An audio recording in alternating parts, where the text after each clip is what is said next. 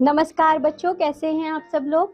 आशा करती हूँ आप लोग बहुत अच्छे होंगे। मैं हूँ आपकी हिंदी व्याकरण की अध्यापिका। तो बच्चों, आज हम पढ़ेंगे पाठ नंबर 15, जिसका नाम है अव्यय या अविकारी शब्द, इंडिक्लाइनेबल वर्ड्स। यहाँ देखिए सभी, अव्यय या अविकारी शब्द, इंडिक्लाइनेबल वर्ड्स क्या होते हैं। सबसे पहले जानिए परिभाषा। जिन शब्दों में लिंग, वचन, पुरुष, कारक या काल आदि के कारण कोई विकार यानी कि परिवर्तन उत्पन्न नहीं होता, अविकारी शब्द कहलाते हैं। अविकारी शब्दों को अव्यय भी कहते हैं। अविकारी शब्दों के भेद। अविकारी शब्द 4 प्रकार के होते हैं। सबसे पहला देखिए बच्चों, इसका भेद होता है क्रिया विशेषण यानी कि एडवर्ब। सबसे पहले हम जानेंगे क्रिया विशेषण की परिभाषा। क्रियापदों की विशेषता बताने वाले शब्दों को क्रिया विशेषण कहते हैं। जैसे वह यहाँ बैठा था, तो बच्चों जो यहाँ शब्द है वह क्रिया का स्थान संबंधी विशेषता बता रहा है। मैं कल आऊंगा, तो जो कल शब्द है वह क्रिया की काल संबंधी विशेषता बता रहा है। धीरे चलो, जो धीरे शब्द है वह क्रिया की रीति संबंधी विशेषता बता रहा है। उपयुक्त वाक्यों में क्रिया का स्थान, काल एवं रीति संबंधी विशेषता बताने वाले शब्द क्रिया विशेषण है। क्रिया विशेषण अन्य क्रिया विशेषण की भी विशेषता बताता है। जैसे हिरण बहुत तेज दौड़ता है, यहाँ बहुत तेज की विशेषता बता रहा है, तेज क्रिया विशेषण है। इस प्रकार बहुत अन्य क्रिया विशेषण की विशेषता बता रहा है। तो बच्चों, यह तो हमने पढ़ा अविकारी शब्द का पहला भेद, जो कि क्रिया विशेषण है। अब देखिए क्रिया विशेषण के भी भेद होते हैं बच्चों। यहाँ देखिए क्रिया विशेषण के भेद, काइंड्स ऑफ एडवर्ब। क्रिया विशेषण के 4 मुख्य भेद हैं।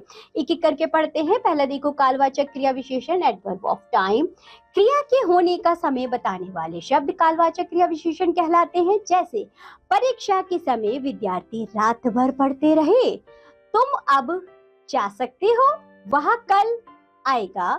साल भर, कई बार, बराबर, साय, प्रतिदिन, अब, जब, कब, तब, आजकल, परसों, सवेरे, शाम तक आदि प्रमुख कालवाचक क्रिया विशेषण इस प्रकार है बच्चों। यहाँ देखो उपयुक्त वाक्य में रात भर, अब तथा कल क्रिया की समय संबंधी विशेषता प्रकट कर रहे हैं, अतः ये कालवाचक क्रिया विशेषण है।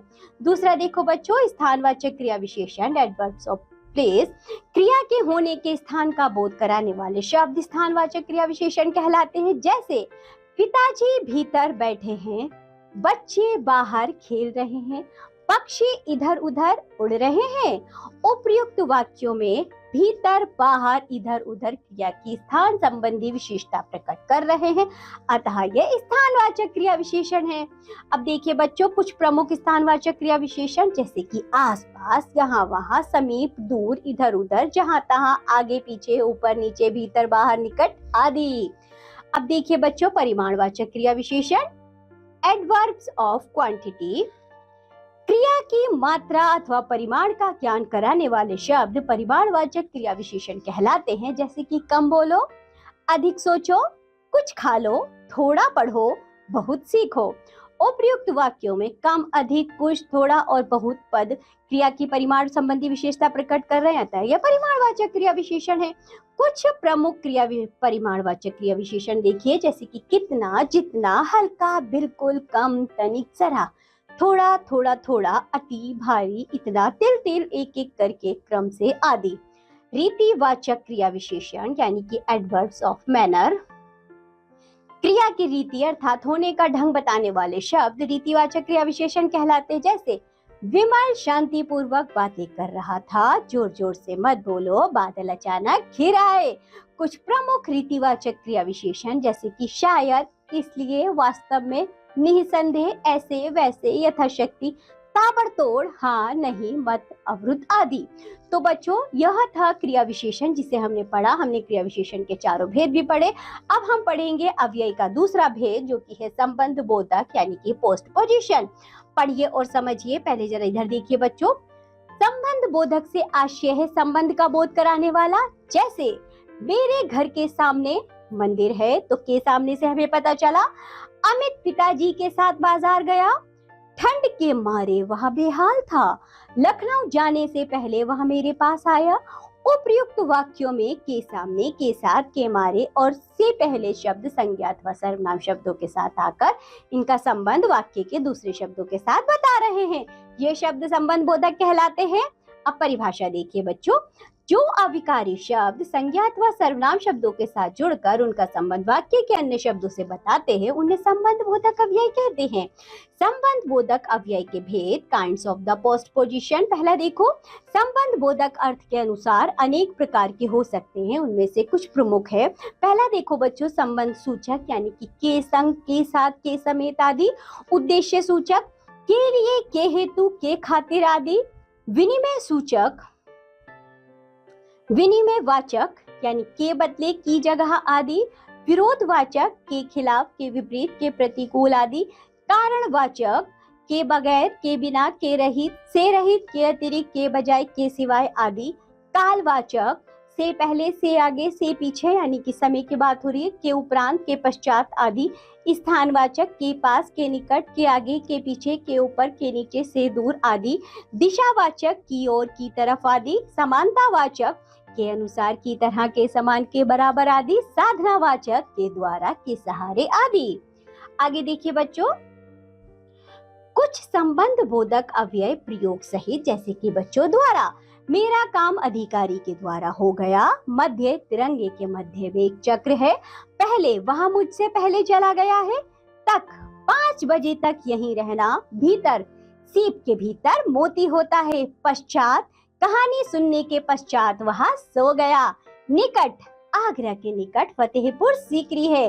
अपेक्षा, दूसरों के अवगुणों की अपेक्षा गुणों पर ध्यान दो। ऊपर, पेड़ के ऊपर पक्षी बैठा है। नीचे, पेड़ के नीचे गाय खड़ी है। पीछे, मंदिर के पीछे तालाब है। आगे, घर के आगे एक बड़ा चबूतरा है। बाहर, गांव के बाहर जंगल है। चारों ओर, खेत के चारों ओर कांटेदार तार लगे हैं। समेत, कौरव सेना समेत मारे गए। सर्वत्र, ईश्वर सर्वत्र विद्यमान है। आमने सामने, कौरव तथा पांडव आमने सामने डटकर खड़े हो गए। और हमें निर्धन एवं असहाय लोगों की ओर भी देखना चाहिए। मारे, दर्द के मारे रोगी का बुरा हाल था। क्रिया विशेषण और संबंध बोधक अव्यय में अंतर। कालवाचक, स्थानवाचक, संबंध सूचक आदि अव्यय क्रिया विशेषण भी होते हैं। अंतर केवल इतना है कि कालवाचक एवं स्थानवाचक संबंध बोधक का प्रयोग संज्ञा तथा सर्वनाम के साथ होता है, लेकिन क्रिया विशेषण शब्द क्रिया की विशेषता प्रकट करते हैं। जैसे क्रिया विशेषण में देखिए, वे यहाँ रहते हैं, तो यहाँ बच्चों क्रिया विशेषण है। संबंध बोधक अव्यय में वे अपने मामा के यहाँ रहते हैं। क्रिया विशेषण में सामने देखकर चलो। संबंध बोधक अव्यय में मेरे घर के सामने मंदिर है। वहां पहले आया तो यहाँ पहले क्रिया विशेषण है। सागर पिताजी से पहले आया तो यहाँ पर से पहले बच्चों संबंध बोधक अव्यय है। अब देखिए बच्चों, आप अव्यय का तीसरा भेद, जिसका नाम है समुच्चय बोधक अव्यय यानी कि कंजंक्शन। पढ़िए और समझिए। रमन और सनम आ रहे हैं और 2 शब्दों को जोड़ रहा है यहाँ। तुम जाओगे या नहीं, तो बच्चों जाओगे। या 2 वाक्यों को जोड़ रहा है। मैं उसके घर गया था ताकि उससे मिल सकूं, यहाँ जो ताकि शब्द है 2 वाक्यों को जोड़ रहा है। रमेश विवाह समारोह में उपस्थित था किंतु हितेश उपस्थित ना हो सका, यहाँ किंतु जो शब्द है बच्चों 2 वाक्यों को जोड़ रहा है। इधर देखिए, इन वाक्यों में और, या, ताकि एवं किंतु समुच्चय बोधक अव्यय है। परिभाषा देखो पहले। 2 शब्दों, वाक्यों अथवा उपवाक्यों को परस्पर जोड़ने वाले अभिकारी शब्दों को समुच्चय बोधक या योजक कहते हैं। समुच्चय बोधक अव्यय के प्रकार यहाँ देखो, काइंड्स ऑफ कंजंक्शन। पहला है समानाधिकरण समुच्चय बोधक, कोऑर्डिनेट कंजंक्शन। जो अव्यय समान घटकों, वाक्यांशों अथवा वाक्यों को परस्पर मिलाते हैं उन्हें समानाधिकरण समुच्चय बोधक अव्यय कहते हैं। ये 4 प्रकार के होते हैं। चलिए एक एक करके पढ़ते हैं। पहला देखो, संयोजक। संयोजक से आशय है भली भांति जोड़ने वाला। इस प्रकार जो अव्यय शब्द 2 पदों, 2 वाक्यांशों तथा वाक्यों को जोड़ते हैं संयोजक कहलाते हैं। जैसे मैं और तुम कभी अलग नहीं होंगे। गांधी जी ने हमें सत्य एवं अहिंसा का पाठ पढ़ाया। प्रमुख संयोजक अव्यय है और, एवं, तथा, व।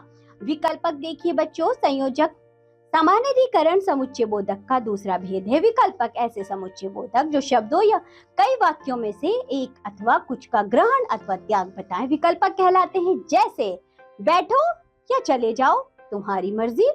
तुम्हें इस काम के 100 रुपए मिलेंगे अथवा 5 किलो चीनी। प्रमुख विकल्पक अव्यय या, अथवा, चाहे आदि होते हैं। अब देखिए बच्चों, विरोध दर्शक। ऐसे समुच्चय बोधक अव्यय जो दो कथनों में से प्रथम का विरोध अथवा निषेध प्रकट करते हैं, जैसे पिताजी तो चले गए परंतु चाचा जी नहीं आए। वीर पुरुष अहंकारी नहीं होते बल्कि विनम्र होते हैं। प्रमुख विरोध प्रदर्शक हैं बच्चों अव्यय पर, किंतु, लेकिन, मगर, परंतु, बल्कि, वरन आदि। चौथा भेद देखिए बच्चों, परिणाम दर्शक। ऐसे समुच्चय बोधक अव्यय जो पहले कहे शब्द का परिणाम बताने से पूर्व प्रयुक्त होते हैं, प्रकट करते हैं, जैसे माता पिता का कहना मानो अन्यथा पछताना पड़ेगा, झूठ मत बोलो नहीं तो दंड मिलेगा। प्रमुख परिमाण दर्शक अव्यय है अतः, इसलिए, ताकि, सो, क्योंकि, इस कारण, अन्यथा, नहीं तो, अतएव आदि। तो बच्चों अब हम पढ़ेंगे समुच्चय बोधक का दूसरा भेद, जिसका नाम है व्याधिकरण समुच्चय बोधक। इधर देखिए सभी बच्चे, वे अव्यय जो एक या एक से अधिक आश्रित उपवाक्यों को मुख्य उपवाक्य से मिलाते हैं, जैसे गांधी जी कहा करते थे कि सत्य ही ईश्वर है, यदि तुमने बात मान ली होती तो पछताना ना पड़ता। व्याधिकरण समुच्चय बोधक की तो है। व्याधिकरण समुच्चय बोधक के 4 उपभेद होते हैं। यहाँ देखो बच्चों, पहला है कारण बोधक। ऐसे समुच्चय बोधक दो उपवाक्यों को जोड़ते एवं मुख्य उपवाक्य की बात का कारण बताते हैं, जैसे मैं स्कूल नहीं जा सका क्योंकि बीमार था, रोहन गरीब है इसलिए सब उसे कमजोर समझते हैं। प्रमुख कारण बोधक अव्यय जैसे क्योंकि, चूंकि, इसलिए, इस कारण से, इस वजह से आदि होते हैं। संकेत बोधक ऐसे समुच्चय बोधक जो एक दूसरे पर आश्रित होते हैं, अर्थात उनमें एक के आने पर दूसरे का संकेत हो जाता है। इन समुच्चय बोधकों को संकेतवाचक भी कहते हैं, जैसे यद्यपि वह निर्धन है तथापि ईमानदार है, यदि सावधानी बरतोगे तो दुर्घटना नहीं होगी। प्रमुख संकेत बोधक अव्यय यदि, तो, यद्यपि, तथापि, जो, तो आदि होते हैं। आगे देखो बच्चों, स्वरूप बोधक ऐसे अव्यय पहले के उपवाक्य अथवा वाक्यांश के अर्थ को और अधिक स्पष्ट करते हैं, जैसे मैं मना कर दूं यानी उससे संबंध तोड़ दूं, आज 15 अगस्त अर्थात स्वतंत्रता दिवस है। प्रमुख स्वरूप बोधक अव्यय इस प्रकार हैं, यानी, अर्थात, मानो, यहाँ तक कि आदि होते हैं।